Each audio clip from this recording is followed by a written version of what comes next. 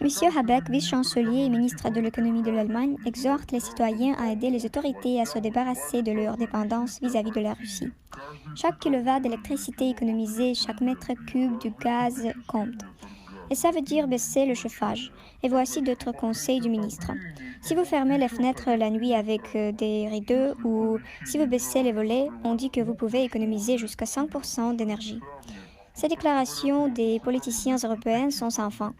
On recommande de manger moins de viande pour contrarier Poutine.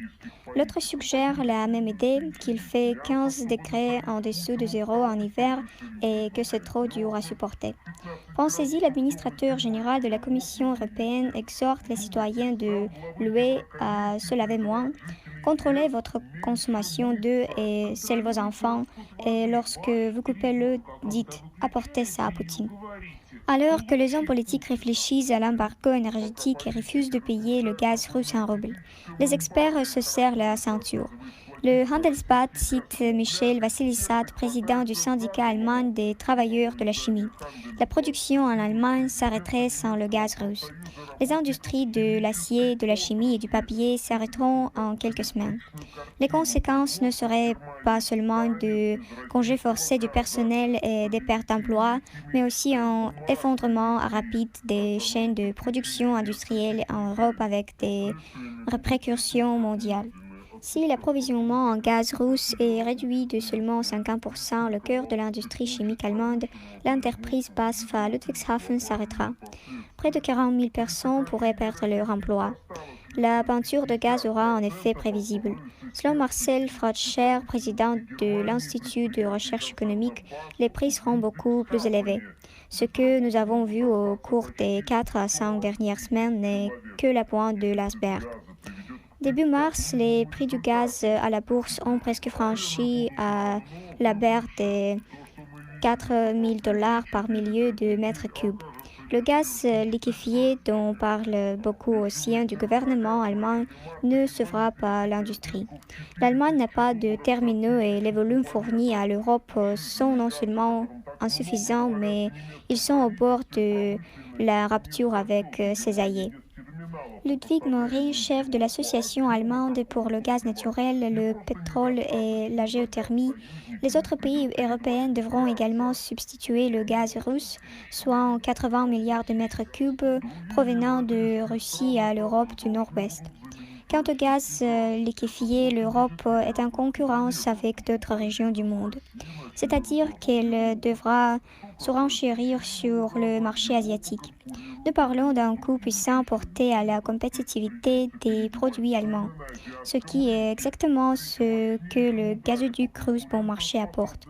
Le maire de Gambourg, Peter Schanchet, l'un des centres de l'industrie allemande, met en grand contrôle toute action drastique.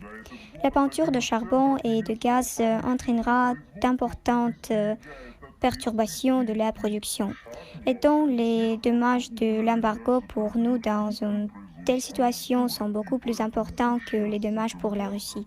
Entre-temps, les États-Unis et l'Union européenne ont tenu la première réunion du dialogue de haut niveau sur la Russie. L'objectif de ces réunions est de coordonner les efforts visant à isoler la Russie sur le plan économique. L'effet secondaire de ces activités est déjà évoqué au Fonds monétaire international, les sanctions contre la Russie menaçant de saper la domination du dollar américain. Gita Gopanov, nous le constatons déjà avec certains pays qui revoient la monnaie utilisée dans les échanges commerciaux. Les médias indiens rapportent que Moscou et Delhi ont achevé les travaux visant à remplacer le système de paiement bancaire SWIFT dans les échanges mutuels. La publication britannique Spectateur déclare, je cite, une surprenante reprise du rouble.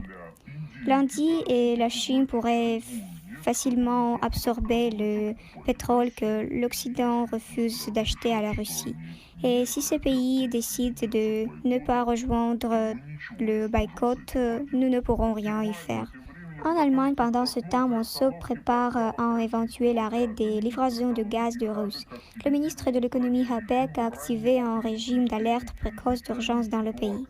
Un centre de crise est en train d'être mis en place au ministère et Habeck déclare Nous sommes une sorte de partie de guerre, une guerre économique et nous en payons aussi le prix.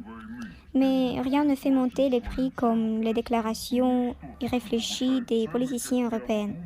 Ce qu'il adviendra des Allemands à la suite de nouvelles tentatives de punir la Russie, la vice-chancelier allemand Habeck ne le cache pas. Il doit être clair ici que nous allons devenir plus pauvres à cause de cela.